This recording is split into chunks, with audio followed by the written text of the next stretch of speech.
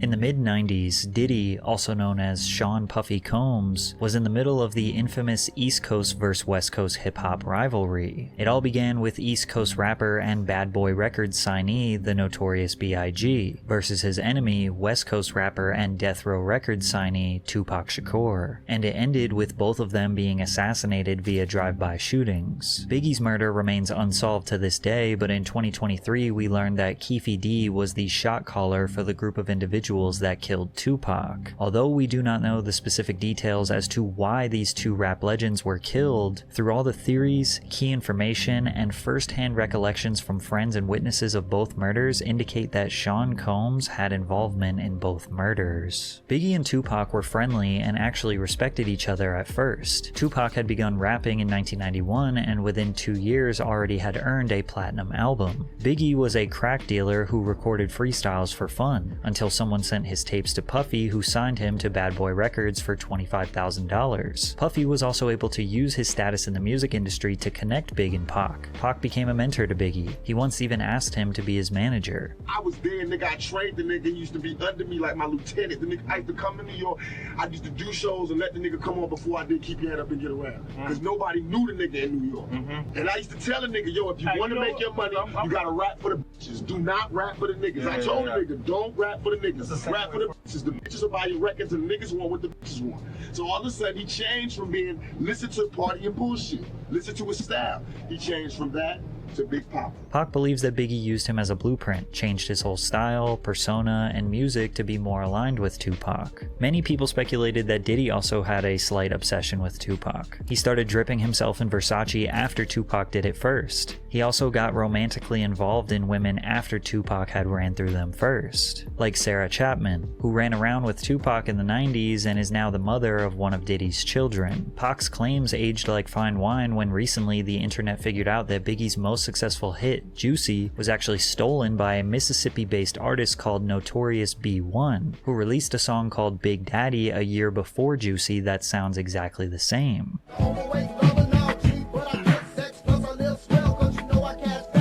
Is it a coincidence that Notorious B.I.G. and Notorious B.I.G. are very similar, and this song is called Big Daddy, and Biggie started going by Big Papa? But many people believe what the yo, is that real?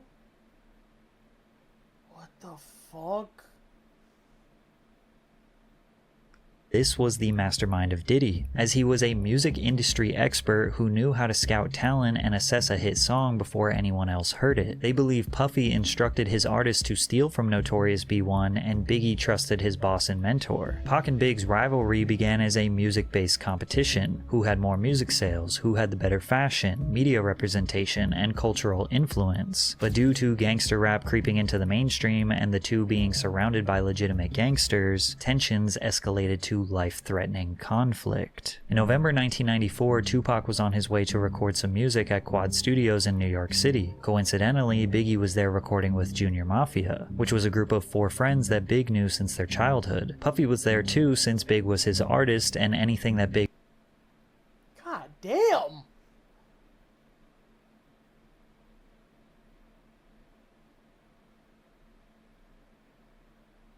writes or records is technically owned by the Bad Boy label. Allegedly, a man by the name of Jimmy Henchman, who is now serving life in prison, was planning a robbery on Tupac since Pac owed him some money. Many speculate that Jimmy told Puffy what was about to happen, but Puffy did not try to stop it. When Pac was outside the studio, he looked up and realized rapper Lil Cease, who is best friends with Biggie, was yelling at him from above. He was excited to see him because they were friends. He told him he was going to go downstairs and meet him in the lobby. Pac got to the lobby downstairs when some men attempted to rob him at gunpoint, which quickly led to conflict and Pac being shot 5 times. Is this from the movie,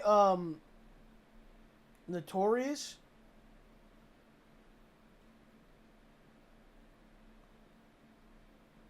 That was another decent one. That was decent, though.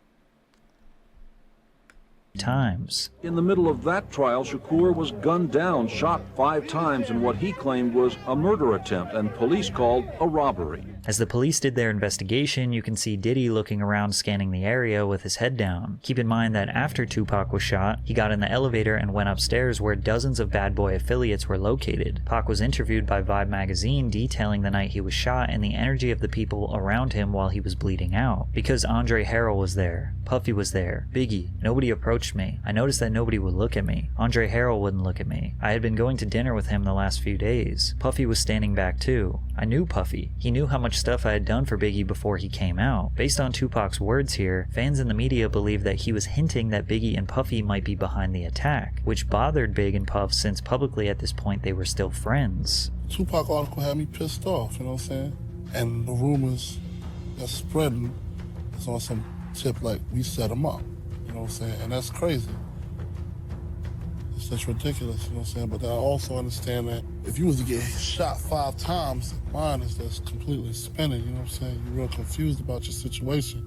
So it'll cause you to say things that you really don't mean. To make things worse, a few months later, Pac was found guilty of sexual assault and would end up serving 9 months in prison. This gave him tons of time to think and reevaluate his life. To add insult to injury, Biggie released his iconic cutthroat track called Who Shot Ya, which felt like an obvious diss towards Tupac. But technically, it was recorded before Pac got shot, but it was marketed and released months after the incident. Regardless, the media developed the narrative that Big and Puffy set up the shooting and now released a diss record bragging about their hit, and Puff's full intentions were to stir up drama, as can be confirmed by the former president of Bad Boy Records. Biggie might not have thought that when he wrote the lyrics that was going to be used for that, but the way it was marketed by the company and released in the succession of things that were going on that we were dealing with on all the levels that we were dealing, that record did what it was supposed to do. And that's a perfect example of how my former business partner works and thinks. Pac was sitting in jail already thinking that they set him up, and the release of this song was all the proof he needed. But this wasn't the only shooting that Puffy was involved in. It's also important to know that Tupac signed to Death Row Records while in prison after the label owner Suge Knight promised to use his money to get Pac released. As they were in the process of getting Pac out, Suge Knight and his best friend Jake Robles, aka Big Jake, were at the Platinum nightclub in Atlanta. Suge confronted Puffy at the club and was choking him. Puffy's bodyguard, Anthony Wolf Jones, steps in to defend him, and then things got out of hand. Next thing you know, shots are being fired and Suge's friend Big Jake was shot and killed. Whether or not Wolf shot Jake has never been confirmed, but Suge was holding Puffy responsible for the attack, which was enough to now ignite a feud between the two executives. Quick sidebar, recently fans have noticed that Puffy's firstborn biological son Justin Combs looks a lot like Wolf. How does your son look more like your best friend than you? Anyways, in October 1995, Tupac got out of prison and he wanted war. I have no fear. I have only ambition, and I want mine, and I will do anything to protect and feed my family. And these niggas represent a threat. Pac got out and immediately started taunting and scheming on Bad Boy Records as much as possible. In the days after his release from prison, he jumped into the studio to record his next album, All Eyes on Me, and he talked about the anticipated tracks. 2 of America's Most Wanted with me and Snoop. That's gonna be a humdinger, right? Shorty Wanna Be a Thug. That's gonna be a big one. And Wonder Why They Call You Bitch with Faith. That's gonna be a big one. He mentions Faith, aka Faith Evans, who was married to Biggie for over a year at this point. Imagine your wife jumps in the studio. Bro.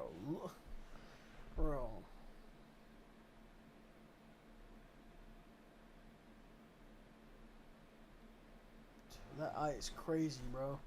With your biggest enemy 1 week after he gets out of jail. Pac was also seen with Faith Evans at Whitney Houston's album release party. The rumor is that Biggie cheated on Faith and that she was trying to get back at him by cheating with Pac. Pac also allegedly started messing around with Mary J. Blige, who was a close friend and business partner with Puffy. Then Death Row Records held a Christmas party in 1995 where a close friend of Puffy, Mark Anthony Bell, was mercilessly beaten and forced to drink urine after refusing to give Suge Puffy's mother's address. Tupac and Death Row did not let off the gas. At the 1996 Soul Train Awards, Biggie won the award for Song of the Year, and Tupac won Best Rap Album of the Year. After Big got his award, he took some pictures backstage and then exited the venue because he had to go to the airport to catch a flight. And that's when Pac and Suge pulled up in a Hummer, taunting them. While we was waiting for the car to pull up, Suge and Tupac pulled up in the Hummer, and Tupac was really loud, yelling West Side, cursing, yelling a bunch of stuff, and Suge came from the other side and was like trying to actually walk up to us saying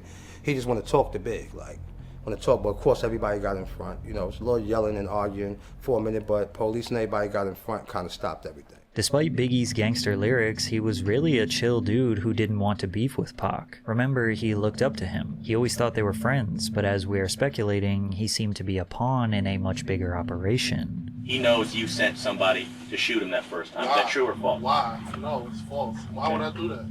Okay. Do you think he was just hyping a record, or you have no idea? I don't know what was the problem. You know, I wasn't inside his head at the time. I don't really know what's the reason for him doing what he did. Tupac was a man on fire. A man who he believes was wrongfully convicted of a crime he didn't commit, was constantly being slandered by the media, and now feels was being disrespected by his biggest enemies, on top of being surrounded by real gangsters. He released a music video alongside Snoop Dogg called Two of America's Most Wanted, which featured a skit mocking Biggie and Puff. Pop, please don't kill me. It was Buff's idea. No, man. I'm just a rapper, man. Please don't take me out the game.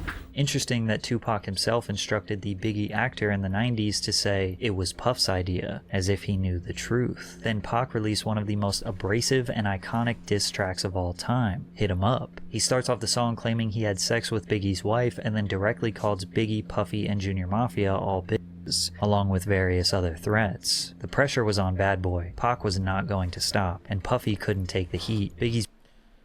We're gonna play that real quick.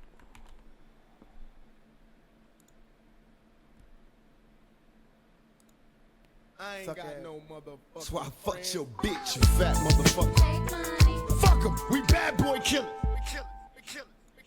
God damn, bruh. What the fuck?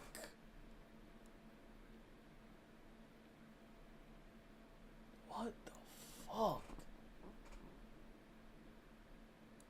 See, that's believable, bro. Like, that shit is believable. Like, you hear that and you're like, he's about that. Kendrick, just stop. With your size 7s. Just stop. His bodyguard, Gene Deal, recalls when Puff reached his tipping point. He said, I'm a businessman. I'm about making money, but something gotta change. I don't give a if Pac gotta die, Big gotta die, or Suge Knight go to jail. Something's gotta change. Gene was taken back. He wondered if Puff realized that he just said he didn't care if his own artist died. At the same time, he still wanted to play gangster games. As we all know, these gangster games only lead to two outcomes: death or jail, and Tupac would meet his fate on September 13th, 1996. Pac and the Death Row Squad were attending the Bruce Seldon vs. Mike Tyson boxing match in Las Vegas. Hyped up from the testosterone and the energy of the fight, Pac wanted some action. A Death Row associate pointed out Orlando Anderson to Pac, who was a Southside Crip gang member, a rival to the Pyru Blood set that was affiliated with Death Row Records. Pac went up to Orlando and punched him in the face. Then Death Row associates put a beating on the man. Later that night, Suge and Tupac were driving down East Flamingo Road to Club 662, when suddenly a white Cadillac pulled up beside them at a red light and opened fire on Tupac. He was hit 4 times, with the fatal shot piercing his lung. Just last year, Las Vegas police arrested a man called Dwayne Keefe D. Davis, who was a shot caller for the group of individuals that committed this crime, and he orchestrated the plan that was carried out. Ironically, Keefe D. has been confessing his involvement publicly on the internet for years. In 2008, he confessed that his nephew, Orlando Anderson, the man that Tupac punched earlier that night, was the one who actually pulled the trigger. Keefe D has now identified his own nephew as the murderer of Tupac Shakur. Bolstering Keefe D's claim was an informant in 1997 who told investigators that Puffy had hired the Southside Crips to kill both Suge and Tupac, and that the Crip who was jumped at the MGM was in the group that had done the hit. This was exactly the same story that Keefe D told us a decade later. Keefe also stated that Puffy offered them $1 million to kill Suge and Tupac. We wanted $1 million. Yeah, he said, come on downstairs and talk to you. He tells you, seriously, man, I need to get rid of these guys. I mean, he's looking at you in the eyes and he's like scared. Yeah. You tell him we'll do it for $1 million, and he's like, okay, I'll do it for $1 million. Yeah. He agrees, you shake on it or something like that. It's nothing. Who brought up the amount of $1 million? He did. Puffy did? Yeah. Okay. Wasn't you? No, it wasn't me. I'll share. $1 million out there. Yeah. Take it for 50. When Diddy was asked about this confession, this was his response. It was this documentary that claimed, which we know wasn't true. Yeah, check this out. We don't talk about things that are nonsense. We don't even entertain nonsense, my brother. So we're not even going to go there, with all due respect, but I appreciate you as a journalist asking. Thank you. As you can imagine, Death Row was likely seeking retaliation for the murder of Tupac. Everyone at Bad Boy Records knew they were not safe, but they were especially not safe in Southern California. An LA kingpin called Gene Deal, Diddy's bodyguard, and warned him that there was a hit placed on Biggie in LA. This somebody did 26 years in the federal jail as a kingpin, brother. He called me to save Biggs' them life. Tell them niggas not to go nowhere. It's a hit on them. You get this information from a kingpin, brother. Chaz Williams. Despite knowing all this information, in February of 1997, they headed out to Los Angeles to promote Biggie's new album, Life After Death. Puffy also wanted to record some of his album, No Way Out, in LA. Lil Cease, Biggie's best friend, claims that Big wanted to be in LA. If he say go, we going. If he stay, we staying. Big wanted to stay.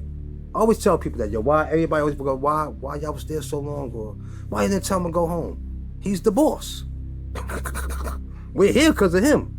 And if he feel like it's no threat and he wants to be here, it's our job to stand down with him. Biggie was not taunting the West Coast. He genuinely loved being in LA. He received a lot of love from fans, promoters, radio DJs, despite being surrounded by his enemies. Instead of claiming to be the victor of his beef with Tupac, Biggie wanted to use his life to inspire change and squash the East Coast versus West Coast beef. The truth is, over the years, Puffy and Biggie had made so many enemies that they didn't really know who was after them, but they overstayed their welcome in the City of Angels, and Big's demise came on March 9th, 1997. After presenting an award at the 1997 Soul Train Awards, the Bad Boy crew attended the after-party hosted by Vibe magazine at the Peterson Automotive Museum. Biggie left the party riding in the front passenger seat of a Chevrolet Suburban SUV with Puffy and other entourage members driving directly in front of them. As they stopped at the first red light, a dark-colored Chevrolet Impala pulled up alongside Biggie's SUV. An unknown assailant inside the Impala rolled down the window and fired multiple shots at Biggie's vehicle. Biggie was hit numerous times by gunfire,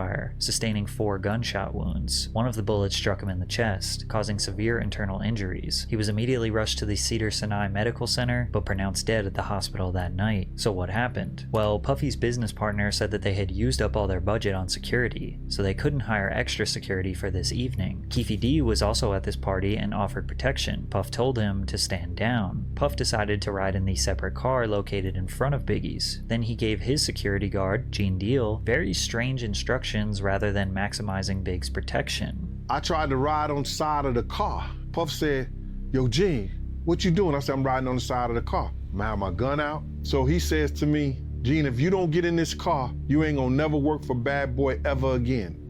I said, man, how the f you gonna try to tell me how to do my job? He said, Gene, we don't need that look. We don't need that look. Get in the car. As I go to get in the car, this motherfucker reached down and let his seat all the way back. So now I gotta put my legs sideways. I'm like, yo, what the fuck is you doing? I said, you ready? He said, you ready? I said, Kenny, run the next 3 lights. Kenny said, for what? I said, motherfucker, run the next 3 lights, Kenny, or I'm gonna drive. Kenny just took off. The first car ran the red lights, but the car behind them did not follow. They decided to stop at the red light. Lil Cease had his head hanging out the window trying to holler at some girls. Then out of nowhere, the shooting took place. According to an FBI agent, Phil Carson, who worked on the case for several years, Suge Knight hired Amir Muhammad to carry out the execution. However, the agent says that the original target was not Biggie. They were targeting Sean Puffy Combs. Gene also believes this story is the truth. I believe it was meant for Puff.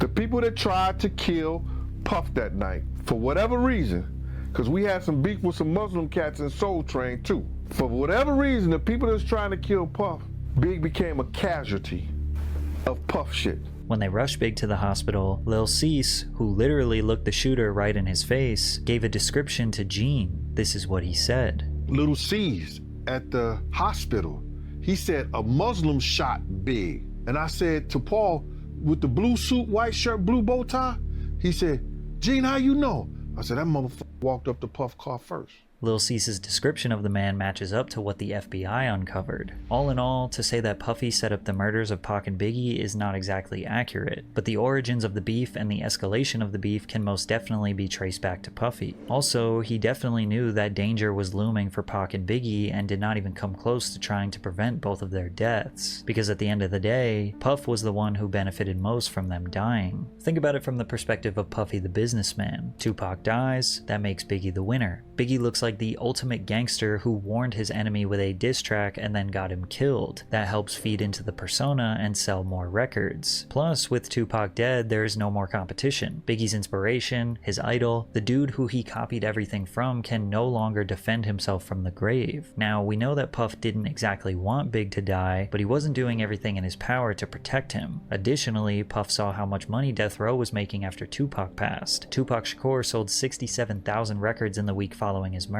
2 months after he died, they released The Don Killuminati, The 7-Day Theory, which Shakur recorded under the name Machiavelli. It debuted at #1 on the Billboard Hot 200 with first week sales of 664,000 and 250,000 the second week. To this... Bro, do you see these numbers, chat? Do you see these fucking numbers?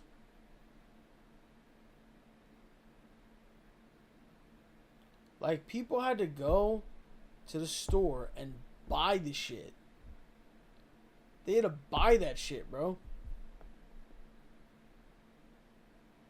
This day, Tupac has sold 75 million records, most of which came posthumously. Puffy owned all of Big's publishing. He allegedly purchased it from him for $200,000 years before he passed, which meant that everything he recorded or wrote for himself or other artists, Puff owned all of Biggie's percentage. Aside from the tens of millions of dollars in albums Big sold posthumously, he was also a prolific songwriter. He wrote all of Junior Mafia's album. He wrote for Lil' Kim. He wrote for Mace, Craig Mack. Also consider every single time he's been sampled over the years. Diddy has been making money off Biggie for more years than Biggie was alive. There were even suspicions that Biggie was aware of how much control Puffy had over his music and tried to sign over all his new music to his infant daughter, but passed away before he could get the business deals done. Biggie's mother, Valletta Wallace, has repeatedly expressed her distrust of Diddy. The truth is, Christopher accepted the illusion of a friend and mentor for about $25,000. That's the amount Puffy lured my son with. That was a lot of money for Christopher back then as a 19-year-old. She continued by saying that she was glad her son does not have to witness that the very people that he thought he could ride and die with wouldn't think twice about using his mother. She added,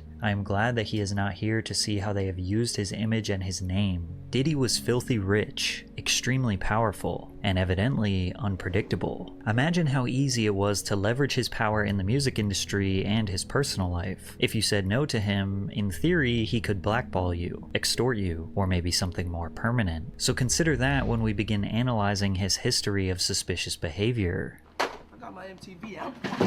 Savage! I'm a savage! Oh! I'm a savage! Whatever I want, I'm going to get! Whatever I want, I have to get! Let's start with the mysterious Puffy's Flavor Camp. I always find that weird whenever you see someone say some shit like that. Like I get my way. Like, just like, bro, something's weird about people like that, bro. Like, whatever I want, I get. Like, oh, I'm gonna get my way. Like, other shit, it's like, something's off with them, bro. Where Diddy would mentor teenage musicians like Usher and give them a taste of the music industry. R&B sensation Usher was nothing short of a child prodigy. By age 13, he had already been discovered in Atlanta by L.A. Reid, and they sent him to New York City to record his debut album with Diddy. In 1994, Usher was just 14 years old, and he moved into Diddy's house to be a part of his Flavor Camp.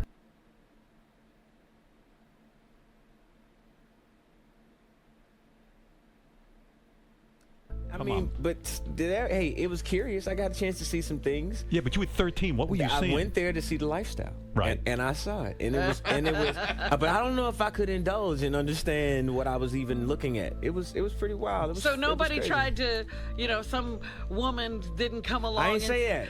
Okay. I didn't say that. What I did say is that there were very curious things taking place, and I didn't necessarily understand it.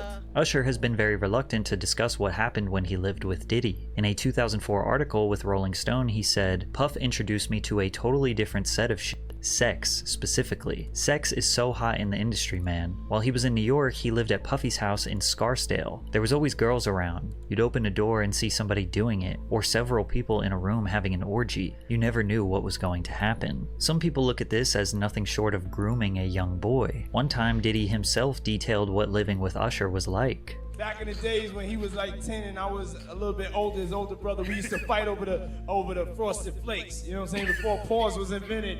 You know what I'm saying? But it's my brother for real. We used to actually wrestle off of the Frosted Flakes because he used to always get them earlier than me. Now he's one of the richest stars in the world. And I'm What the f did Puff just say? Even though Kevin Hart was just joking, he really was the only one that seemed to question what Diddy was talking about. But Usher looks kind of uncomfortable. And you'll notice a theme where Diddy is very comfortable touching other people, embracing them, calling them pet names, and almost always the other person's body language screams they do not like it.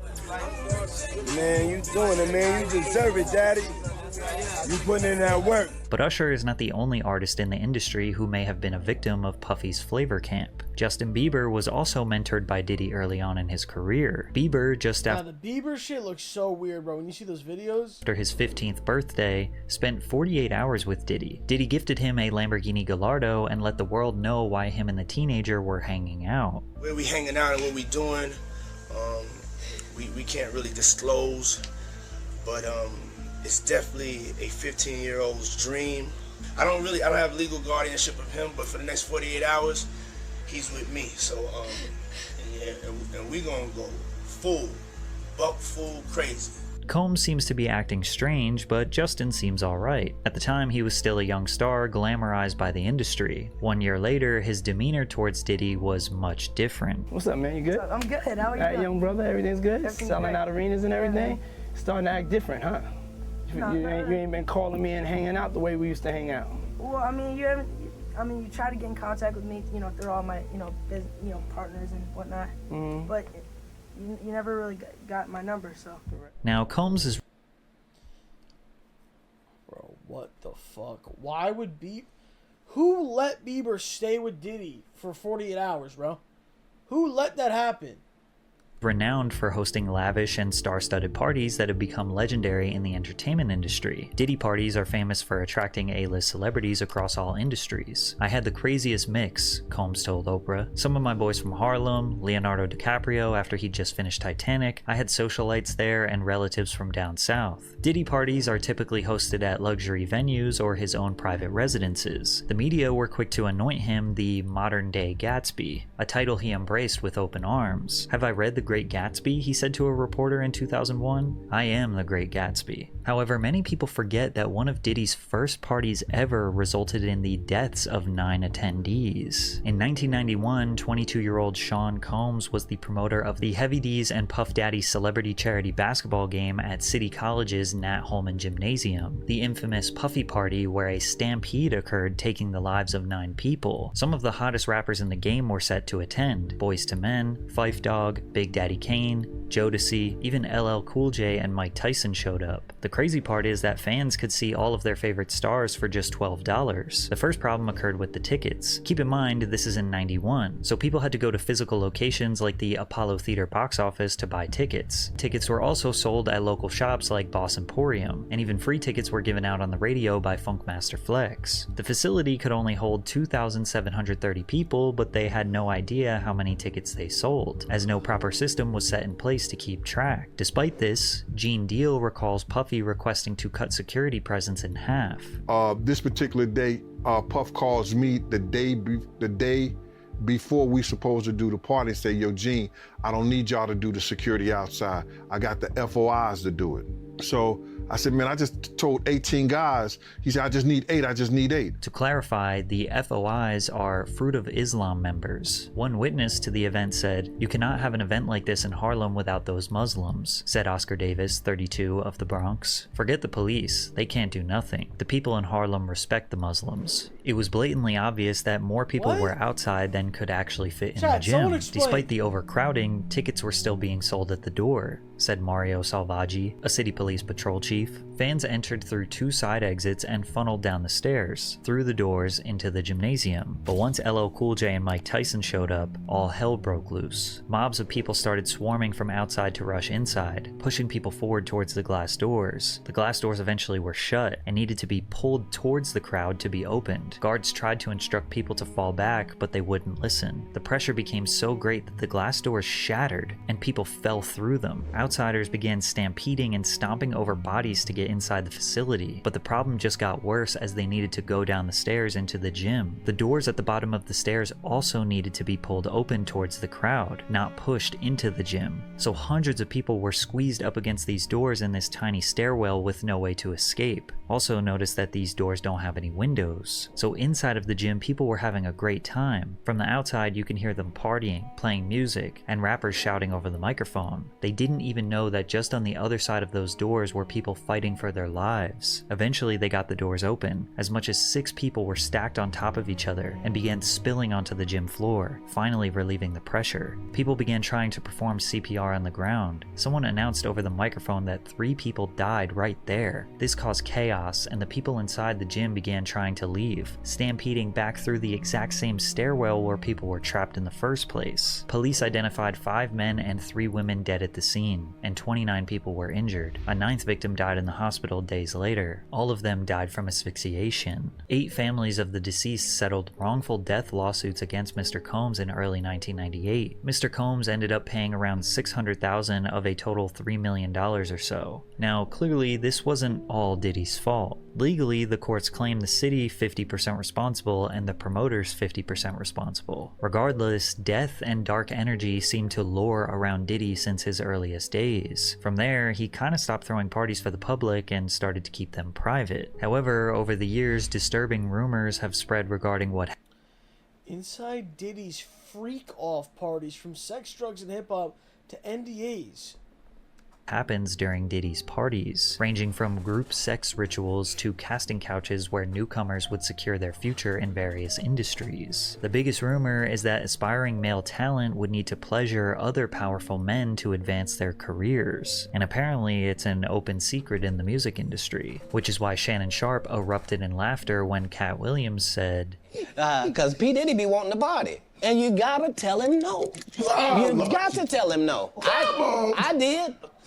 I did." Now, Diddy has 6 biological children with 3 different women. He has had multiple high-profile relationships with the likes of Jennifer Lopez, Naomi Campbell, and Cassie. But you will notice that most of the party stories that circulate involve him being surrounded by men. Josh Ostrovsky, who goes by The Fat Jewish on social media, detailed his strange experience at a Diddy party. I'm on ecstasy and I'm trying to find the bathroom and I can't find the bathroom and I get lost. So I open a door and in that room there are a bunch of men laying about and, you know, kind of like very like kind of leaning on each other. Not like if you were spooning but facing each other and like leaning up on your elbow and talking. Like it would almost be the prelude to an orgy. Yes. Oh, absolutely. Okay. Oh my God. Oh Okay. my God. It was so prelude to Okay. an orgy. And who is lounging in my direct eye line? Puff Daddy and Felix the House Cat, famed house music producer. Yeah, no, I know are who that is. basically spooning each other. And they're drinking a glass of Hennessy. And they're like sharing. They're like passing it back and forth. And everyone's talking. And everyone's just like talking. Yeah. And then as soon as I see them, I'm like, all men though. There's not all one men, woman in this room. all men. And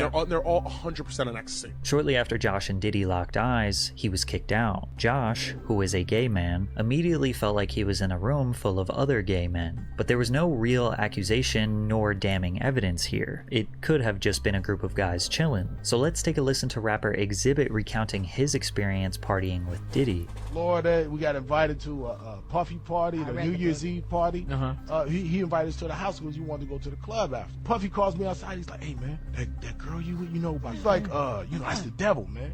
You know what I'm saying? I was like, "What you mean that's the devil?" So we get into the truck. He said, "Let's go to this club." You know, we sitting there bobbing to the music, and then she pointed over the corner. It's 2 dudes kissing. You know what I'm saying? I'm like, the f is this? And then she pointed another direction. It's another dude over there, like butt ass naked dancing.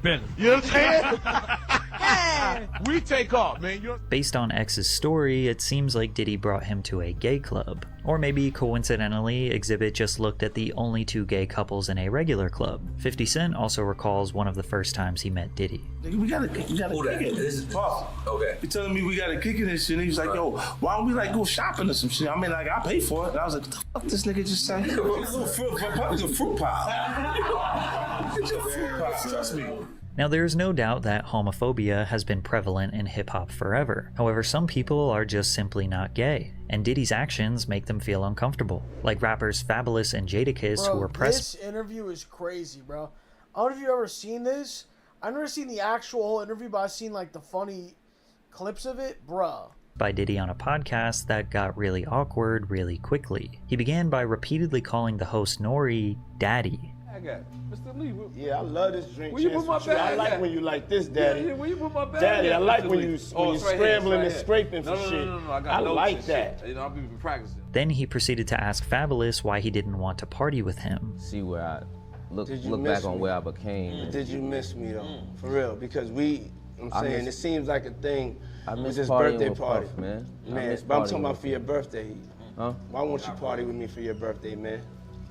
We partied for my birthday before. You came to my party. No, but me and you ain't never really party. You know what I'm saying? Jadakiss kept his head looking straight down for almost the entire interview, and you could tell Fabulous was very uneasy about Diddy's presence. When Diddy was confronted about it, this was his response. Oh, you scrambling and scraping for shit. That was you. Scrambling. What? You said, I like when you do it like that, Daddy. When you scrambling and scraping for shit. Hey, man. Nah. I mean, I was You don't go back and look at that stuff and laugh? I mean, it could be funny. I don't really be on it like that. It seems like he genuinely has no idea why people thought what he said was weird. He says things, he doesn't even know what he's saying is like fruity. You know what I'm saying? Like, he says something fabulous and he goes, yo, but me and you, we ain't party. Like, we need to party. What is he talking about? What is he talking about? That's the kind of stuff that when people say that to me, I get a little uncomfortable. But even with all the jokes, rumors, and secrets, nobody ever formally spoke out against Diddy and accused him of assault or abuse until 2019, when his ex-girlfriend Gina Huynh spoke publicly about what it's like to be in a relationship with him. Keep in mind that Gina was a side girlfriend for Diddy. The public didn't know about her because his public relationship was with Cassie Ventura, who he had been on and off dating for a decade. He had caught me texting another man. We were in his closet and he like pushed me and I fell to the ground. He like stood over me. He avoided my face, but he like started punching me like on the side of my head and I was just like covering my face. He like stomped on my stomach, like took the wind out of my breath. I couldn't breathe, pleading to him like, can you stop? And he like stopped for a little bit. He like grabbed my hair from the back and like was like punching the back of my head. She also claims that she was pregnant with his child in 2014. You mind telling me what happened with that pregnancy? He was like, you're gonna get an abortion, right? I was like, I don't know yet. And then he offered me $50,000 to get rid of it, but I turned it down because I just loved him. Gina did not take the money, but she also did not have the child. 4 years later, she got pregnant again. Gina goes on to detail multiple other instances of emotional and physical abuse, but she never filed any formal charges. It wasn't Why didn't you file?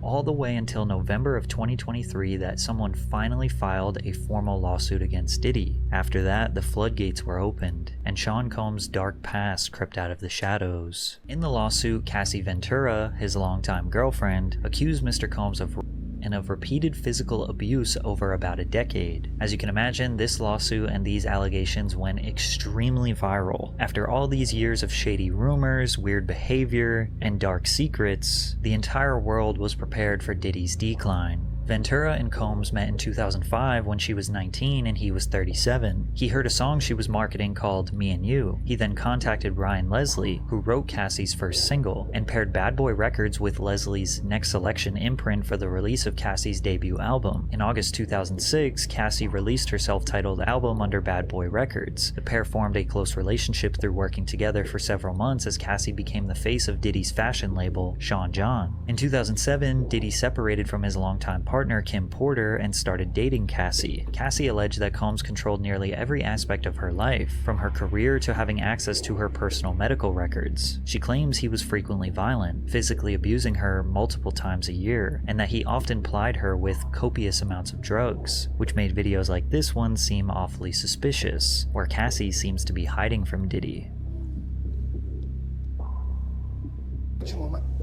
What you gotta say now? What you gotta say now? You ain't got shit to say. When you put your girl on the snap, baby, yo, babe. I mean, shit getting weird. Come on, baby. It's hot outside. You fucking wrapped up in that blanket. Let's go jog on the beach. The court papers assert that others who worked with Mr. Combs helped him control Ms. Ventura, like suppressing her music if she did not obey his orders, or by helping to conceal his behavior. But it wasn't just mentally controlling. He also often got physically violent with her. In one incident in Los Angeles in 2009, the suit says that Mr. Combs became enraged when he saw Ms. Ventura talking to another talent agent, then pushed her into a car and kicked her repeatedly in the face, making her bleed. The suit also details Diddy's request for Cassie to engage in his newest sexual fantasy called voyeurism. Combs forced Ventura to have sex with male sex workers in different cities, encounters she claimed he watched, pleasured himself to, and recorded. This is the allegation that likely opened up a federal investigation into him sex trafficking people. According to the suit, Mr. Combs called these encounters freak-offs, which involved costumes, like masquerade masks and lingerie. The lawsuit continues to detail some of the most horrific, embarrassing, and torturous behavior Diddy allegedly committed. Combs' lawyer, Benjamin Brafman, responded to the lawsuit on behalf of him. Mr. Combs vehemently denies these offensive and outrageous allegations. For the past 6 months, Mr. Combs has been subjected to Ms. Ventura's persistent demand of $30 million, under the threat of writing a damaging book about their relationship. Despite them denying everything, the lawsuit was settled just 24 hours after it was made public. We don't know how much, but due to the severity of the charges, the public assumed that Diddy coughed up tens of millions of dollars to keep her quiet. And while Combs likely believed that he escaped Cassie's lawsuit unscathed, a woman named Liza Gardner filed a lawsuit on November 23rd. Gardner claimed that she and a friend met Combs and singer-songwriter Aaron Hall at an MCA Records event in either 1990 or 1992. They returned to Hall's apartment for an after-party where she was offered more drinks and was coerced into having sex with Combs, who assaulted both her and her friend. In another complaint filed the same day, Joy Dickerson Neal alleged that in 1991, she reluctantly went on a date with Combs, who intentionally drugged and sexually assaulted her after their dinner. Diddy denied the allegations through a spokesperson who claimed that the women's claims were fabricated and accused them of exploiting the Adult Survivors Act. The New York's Adult Survivors Act temporarily eliminated the civil statute of limitations for survivors of sexual assault, which gave them the right to file a lawsuit against the perpetrator regardless of how long ago it occurred. Then another woman came out. Jane Doe alleged that Combs, his longtime lieutenant Harve Pierre, and a third unidentified assailant gang-raped her when she was 17 at Combs' Manhattan recording studio in 2003. Pierre, who previously served as president of Combs Bad Boy Entertainment, had also been sued by a former assistant, who alleges he used his position of authority as plaintiff's boss to groom, exploit, and sexually assault her several times between 2016 and 2017. The lawsuit further claimed that men trafficked Doe across state lines from Detroit to New York City on a private jet, supplied the teenager with drugs and alcohol until she couldn't consent, and then violently assaulted her. The complaint also included several photos that Doe alleges were taken at the studio that night, including one where she is sitting on Combs' lap. "Enough is enough,"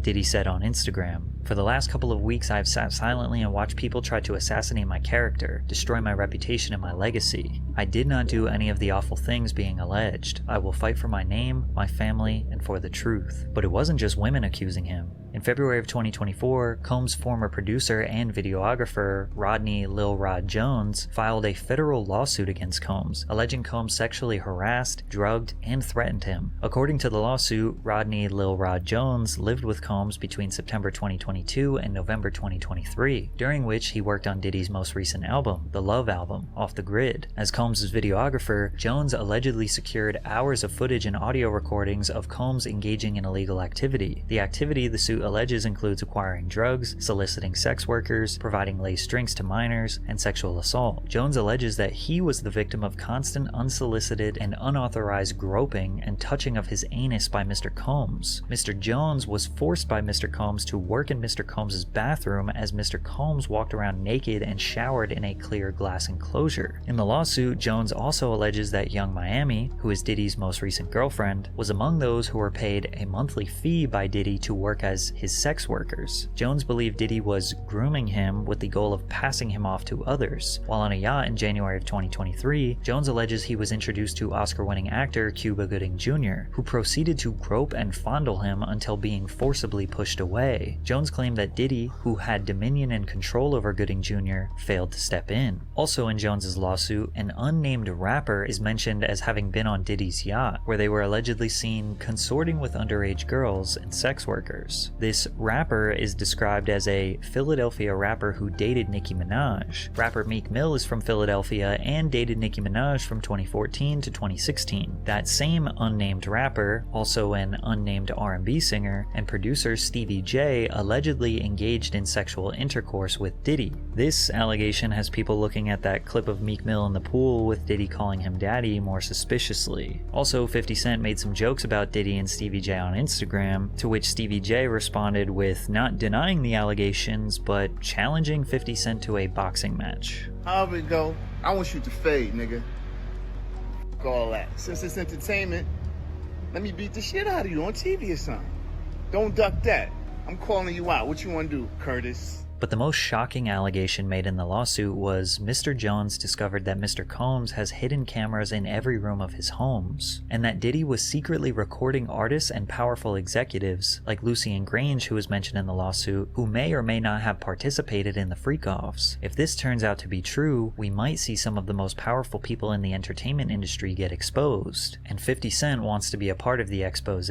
He said on Instagram, shaking my head, "This is gonna be so good. What you wanna bet I'm gonna get these tapes? I'll pay top dollar for them. You been over there? I don't go to Puffy's parties." However, it seems as though Sean Combs' reign of terror may be over. On March 25th, 2024, Homeland Security agents and other law enforcement officers raided Diddy's homes in Los Angeles and Miami due to a possible ongoing sex trafficking investigation. Homeland Security expert Hal Kempfer added some insight that the evidence they're looking for includes laptops, flash drives, and anything that would connect Combs with the allegations. As of right now, we don't know what they found, and technically the feds never formally announced what they were looking for or why they were there. But it's safe to assume, based on the allegations, conveniently, Diddy was not even in the United States during the time of the raid. According to TMZ, Combs' private jet was spotted on the ground in Antigua, in the Caribbean, shortly after news of the raids broke. Many people believe he is fleeing the country, and today it seems like Diddy is spiraling. He just posted on social media trying to see who in the industry is on his side. Hey, yo, right now, though, for real,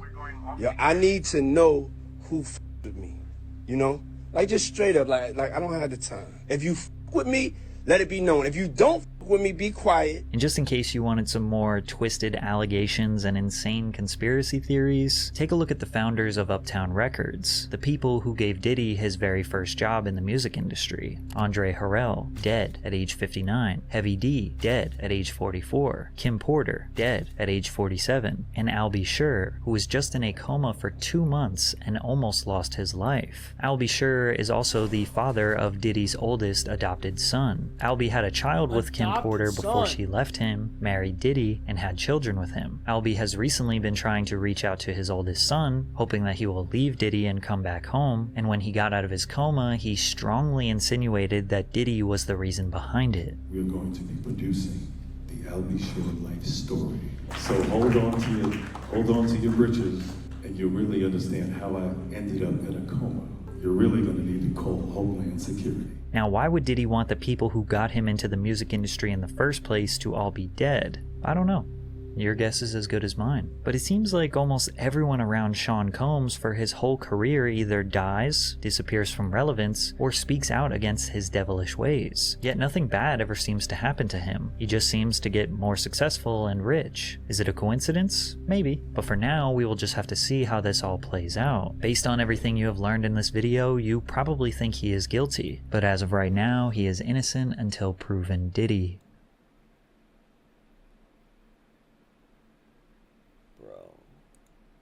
This is actually like, this is crazy as fuck, bro. And I just hope that one day we get to know what happened. I hope that we get to know one day what happened, bro.